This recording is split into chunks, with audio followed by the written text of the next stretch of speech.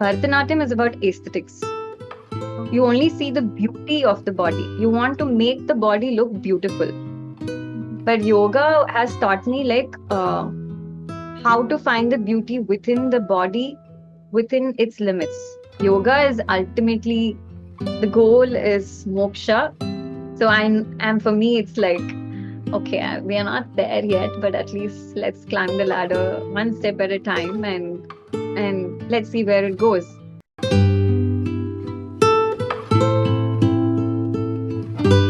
Vanakkam, Namaste, and hello everyone. Welcome to the 73rd episode of Inside the Minds of Great Yogis. In today's episode, we have a very special guest, Vandana Arumugam.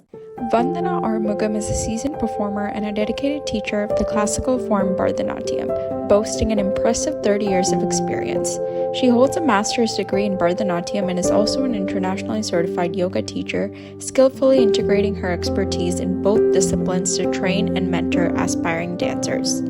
Vandana serves as a distinguished faculty member at Anitha Guha's prestigious Bharathanjali Institute, where she passionately teaches both Bharatnatyam and yoga, nurturing the next generation of dancers with her profound knowledge and unique approach. It is a pleasure to welcome Vandana on the Inside the Minds of Great Yogis podcast. Let's give a big round of applause to Vandana.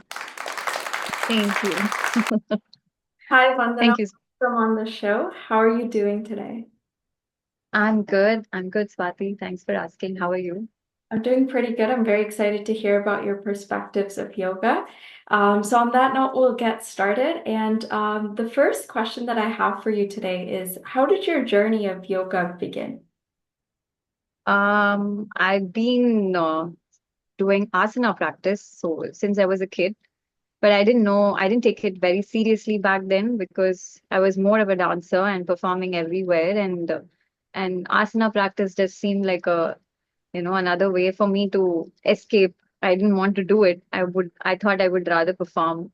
And I used to keep escaping classes back then. And I think kind of like on and off relationship with the physical practice of, yoga as such.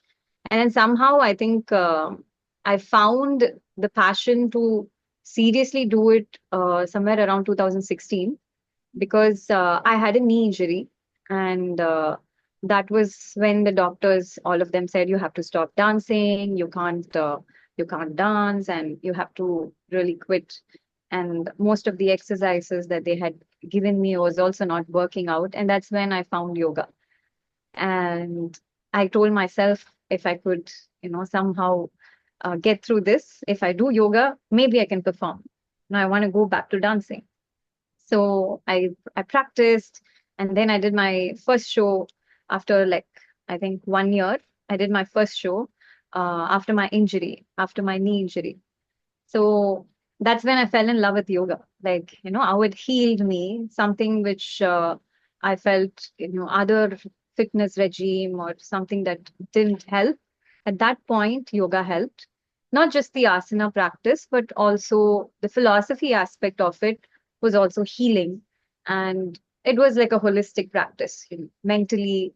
When you go through an injury, it's also like your role also gets kind of questioned, right? Your identity crisis comes up because you kind of lose the identity, and there's this insecurity that pops up with the injury.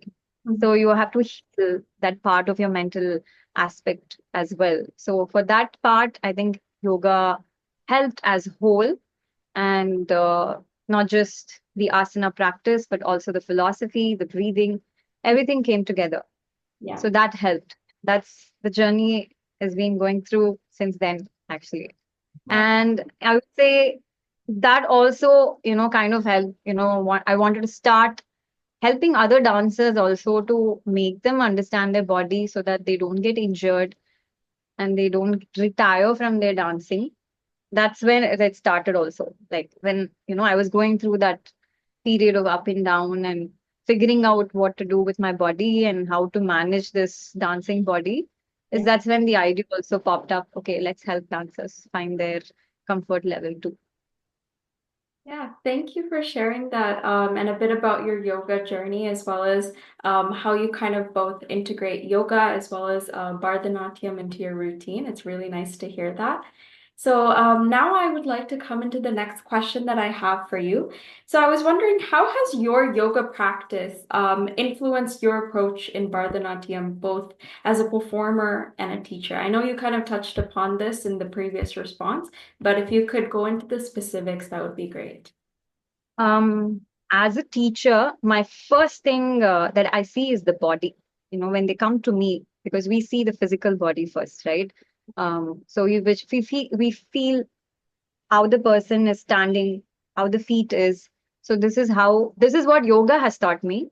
But I'll tell you the difference is Bharatanatyam is about aesthetics. You Okay. only see the beauty of the body. You want to make the body look beautiful. But yoga has taught me like how to find the beauty within the body, within its limits, not pushing over it, but at the same time understanding the comfort level of the person and pushing through that so that it looks beautiful on the outside as well as comfortable for the person. Because most of the time, from dancers, I'm saying they come and talk to me. So when they come, they'll say, sometimes it looks beautiful, we are doing it, but it doesn't, it takes a lot of effort to do that. And they go through a lot of pain. So my approach to teaching dance is generally using the yoga anatomy, putting it on the Bharatnatyam dancers and viewing it through that lens. So it gives a lot of compassion as a teacher. So it's like I don't force my students and say, this is the choreography you have to do. No, I don't do that. I just have to see, okay, this works for this child. Okay, this Aramandi, this level doesn't work for this child. She may have to do certain exercises and then come back, maybe. So that compassion is a little bit more expansive when you have the knowledge of both, because you kind of anatomically understand, okay, this child has this shape of hips, so it's going to take some time, and you need to be more understanding, not get so certain teachers might get oh, she's not sitting in Armandi. They'll blame it on the personality of the child and say she's lazy. So you Mm. don't pin it there. The approach changes. That's what has taught me how to see the body, understand, even though the child is not able to communicate that, you can see it. You can see that it is the inability, it's not coming from here. So that's the difference I have seen, and that's where I teach. And it's been pretty well with the students as well. They do understand my method. Sometimes they're very patient because I take a lot of time to explain to them each of the, I like to break down my, adabus. Adabus means like what we practice in dance, the series of steps, just like asana practice, right? Just like we break asana basically. When you do an asana, you do that as you do a lot of prep for it to reach the end of the asana, right? Yeah. Similarly, I prep them just to do that one adava. So in that way, I would say yoga has helped me to shape me as a Bharatanatyam teacher as well. And my approach has changed in that way. So I would say, I think that answers you with the question. And if I have to take the Bharatnatyam aspect to yoga, I would say it's the bhakti. The bhakti aspect of Bharatanatyam has helped me to, be a curious mind when I approach yoga as a philosopher, as a thinker. And, the devotion aspect of it comes very easily because Bharatanatyam already has taught you that, Yeah. and you can very easily be a mad person, um you know being here. So that has taught me to take that approach, to go in depth about anything, to do a research, and to just to be in that stillness, or even in the movement you find the stillness. So these things kind of, I've borrowed from Bharatnatyam. Thank you for sharing that. And I think you definitely answered my question really well. And I feel like you really touched upon the importance of listening to students' needs. You can't push them beyond their limits, as you mentioned there. So I think it's really important to understand what level they're at and also teach them as to how they can get to a certain pose or, a certain step or posture in Bharatanatyam and yoga as well, vice versa. Right. So thank you for sharing that there. And the next question that I have for you is, can you share any specific yoga asanas that you would recommend for dancers to improve flexibility, stability, or even their posture? So mostly I work with the hips because that's where I see a lot of problem with. So we use the Devi Asana from the goddess pose. We use that a lot of balancing poses from us, from the yoga repertoire. The the Vrikshasana. I have a lot of different variations that we do in Vrikshasana. It's not just Vrikshasana. It's a lot of variations in that, and a lot of variations in goddess. A lot of variations in Skandasana. Mostly, if you see, it's all to do with the hips and a lot to do with to get into the ease of sitting in Aramandi because that's the grammar, right? For us, we have to sit and we have to dance. So from yoga, I have borrowed the hip sequences, and also we have kind of tuned it so that it's suitable for the dancer. So it's not just taking it from there and putting it here, but also to make sure that it is suitable for a dancer. But mostly it falls into these categories, Vrikshasana, the goddess pose, Skandasana, Malasana, all these kind of squats that we do, different kinds of squats, definitely helps with opening up the hips and creates a good stability for the hips so that, the upper body is stable while they're dancing. So it gives them good strength. I have also added a lot of balancing poses also, apart from Vrikshasana also, other balancing poses. So we added along with the single leg hold in Virabhadrasana, three things like that also, we add it in the sequence. So end of it, they'll feel like they want to sit in harmony. So yeah, it gives it gives both, the strength to hold, the flexibility, and the stability for the hips. So it works in all the three levels. I love that. Thank you for sharing that and a bit about some poses that dancers could also try out. Now I would like to come into the next question that I have for you. So, as someone with 3 decades of experience, how has your understanding of the body-mind connection sort of evolved through the dual practice of yoga and dance? This is actually a question that it might take a long time to answer because it is a journey, right? I mean, 30 years of experience has taught me a lot, right? It's a culmination of a lot of things I have done too. So, right now I'm in a space where I would say I'm at the most peaceful space actually, because yoga has taught me how I can be peaceful. So at this age, I finally have come to realize that. So the process as such, what has been is, it's how you train your mind, right? If you can train the mind well, you can train your body. And if you can, just create that awareness and curiosity, I think everything falls into place. Because even if you have to get up and do an asana practice every single day or sadhana every single day, you need to have the mindset first, the discipline first, the willingness to do the tapas. It's like a tapas, right? So if you can do that, your mind has to cooperate for that. Your mind can create a lot of drama in your head.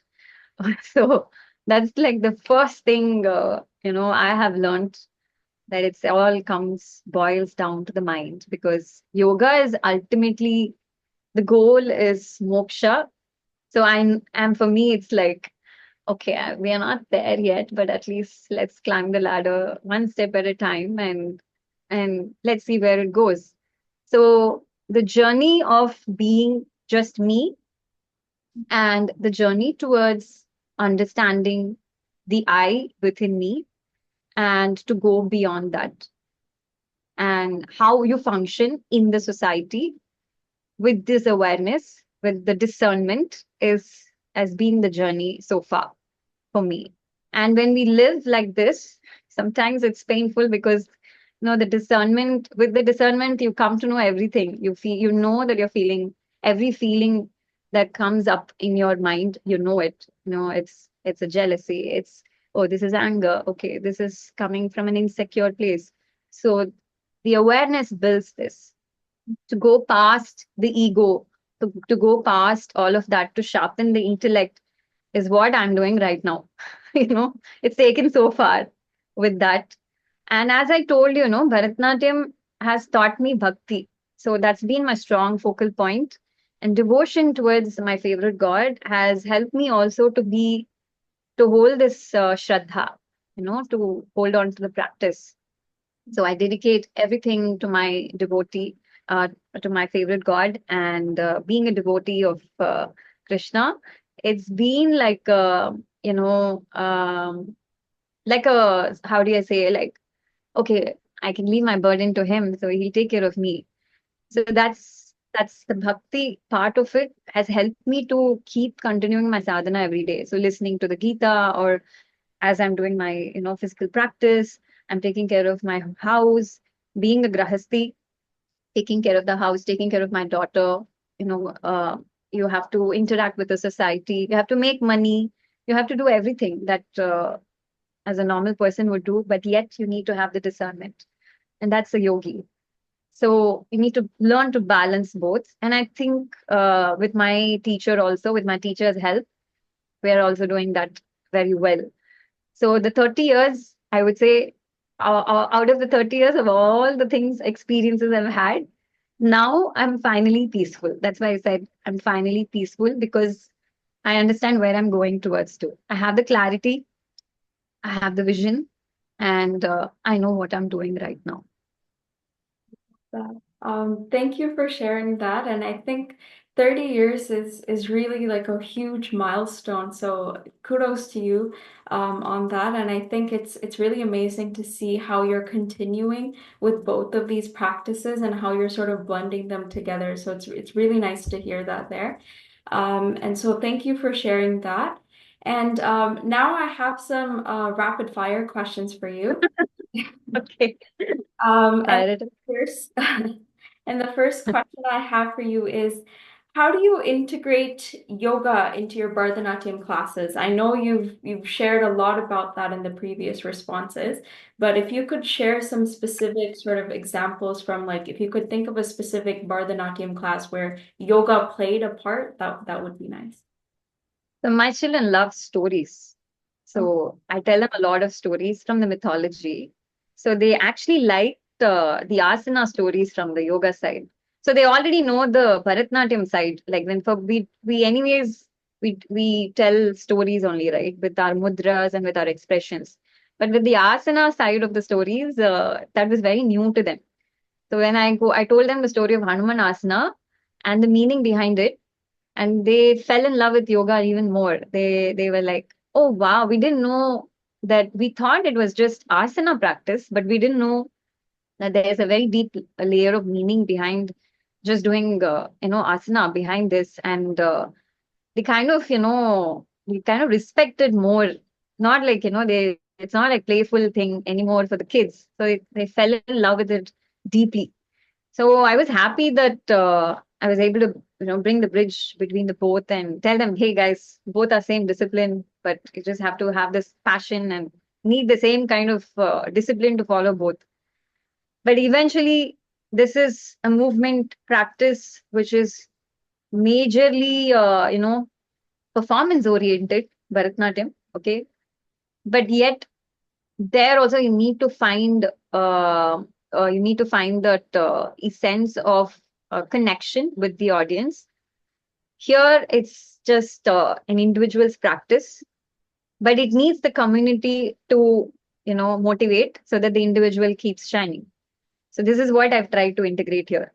Like, hey, this, you're not doing a show for me, This is for yourself. So learn that from yoga.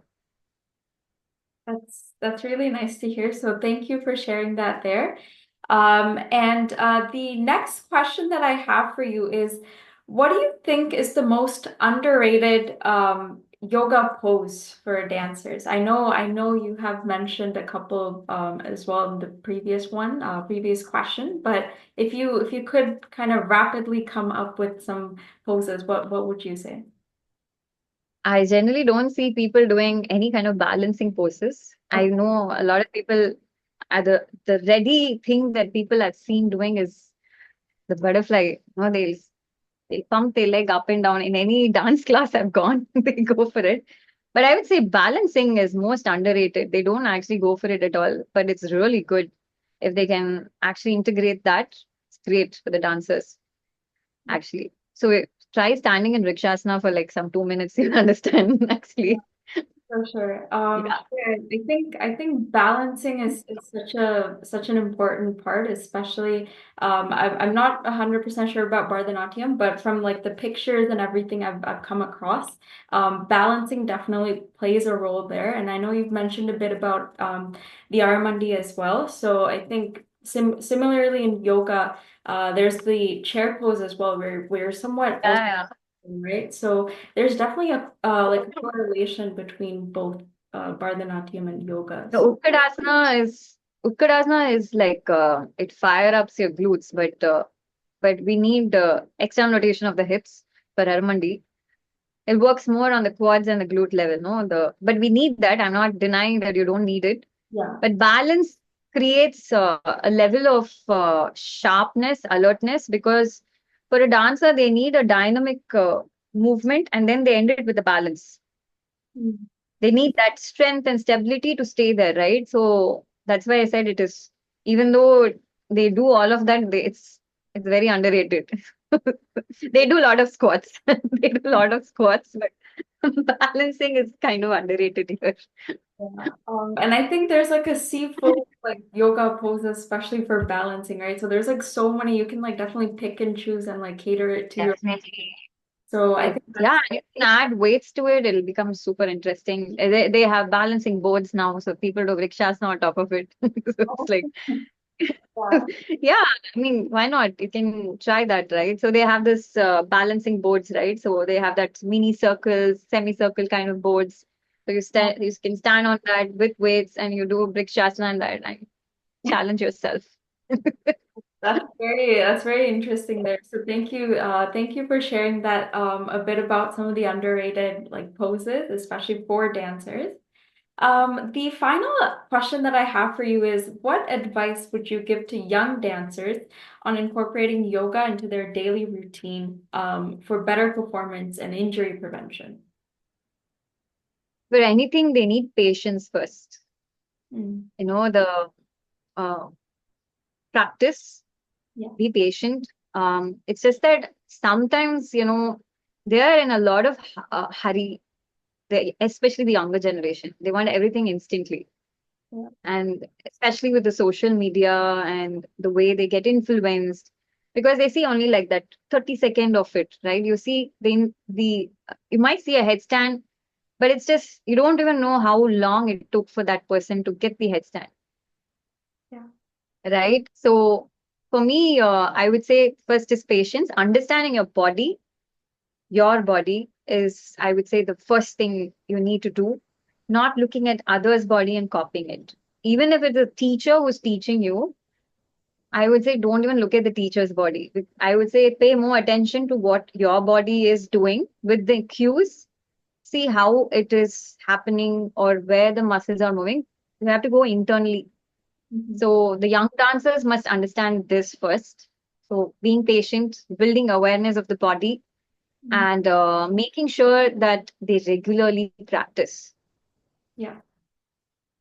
These Absolutely. three things, because I don't see them here, I keep telling people, guys, stop comparing yourself. Make sure that you just look at your body. It's your dancing body. And make sure you are able to customize your yoga practice, your asana practice. You don't necessarily have to take everything that the asana world is offering you.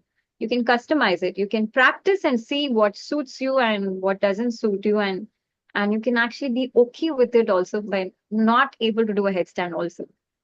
Yeah. And I know a lot of people get frustrated and they get hold on to it, and then that becomes another journey. Yeah. They get obsessed with the asanas, and that becomes another suffering for them. So why we are here to let go of our suffering. so so we want to make sure, have clarity in what you want, make sure you practice it and understand your body, understand its limits, and then push it from there. I love that. I think that's such a great advice, especially for young dancers who are kind of looking their way into like movement and also like understanding their body a bit more. And I think it's so important, as you mentioned, to focus on your own pose and focus on what you're doing rather than, oh, this person's doing this. I wanna do it like them. I think it's so important to focus on what you're doing rather than focusing on what others are doing. So I think And that will prevent the injuries also. In turn, that will also prevent the injuries because it all dials down that. yeah. So I think focus and Sometimes. concentration there, especially within what you're doing, is most important rather than like comparing yourselves to what others are doing, which is very important, especially with both yoga and Bharatanatyam. So Yeah, yoga also. yeah, Because the what we don't understand even in the yoga world is we see often that something some funky pose we would have seen on Instagram and immediately we want to try that. I mean, I see all of that most of the time, but they don't see the amount of effort that the person must have done it so many years. After so many years, they might have done, and they would have put a 30-second video of that. But you can't just like that. You can't get something immediately, right? You need to put the right amount of effort. You need to see whether it's right amount of training. Make sure you're training your body, correctly for that, and not just cherry picking from the social media. yeah, absolutely. And I think the content that we see on social media is something where like some of these creators or yoginis have been like practicing for like some time. So that's how they got into the pose, right? So for some people it's like, oh, like maybe it's an overnight thing, but it's really not. Like it takes time and practice. So I think Even Bharatanatyam is like that for some people, even to get that half squat, yeah, it takes the Arumandi, it takes at least 1 year to 2 years. It takes time. yeah, It takes a lot of time. That's why I said patience, because it is a lifelong journey. It's just like yoga practice, right? You've been practicing since 4 years old. Similarly, dance is also like that. It takes forever, and your body, the body changes, and you want to have that patience to, allow the body to move in its own time frame.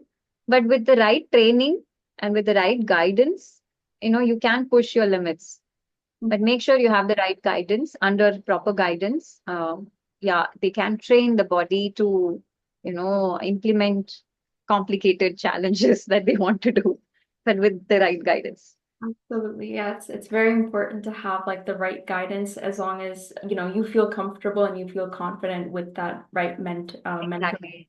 Exactly. It's very Yeah. important there. So thank you for sharing that there. And that is the end of our questions. So thank you so much, Vandana, for joining me on the 73rd episode. It has been an absolute pleasure speaking with you and learning a bit more about your journey in yoga as well as Bharatanatyam. Very two different arts, but somehow they're like combined together. So it's very nice to hear your perspectives there. And I hope we're able to do this again.